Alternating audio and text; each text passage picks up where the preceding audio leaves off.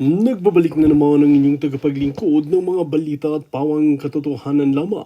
Pasugod na nga ang mga general, mga AFP, para pasibakin si Kuting sa kanyang pwesto. Dito nga natin mapapatunayan na talagang kumikilos na nga ang ating mga men in uniform.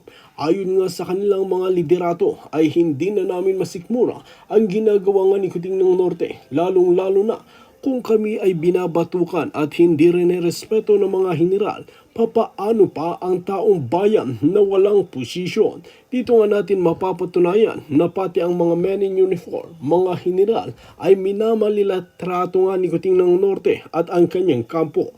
Ayon pa nga sa kanila, ay talagang marami na talagang nagsisisi kung bakit pa sinuportahan nila itong si Kuting ng Norte. Dagdag nga ng maraming men in uniform na talagang maraming hindi tindi at talagang marami talaga ang hindi makahindi kay Kuting ng Norte dahil siya ang namumuno sa bansa natin at kailangan nilang tuparin dahil ito ang kanilang tungkulin.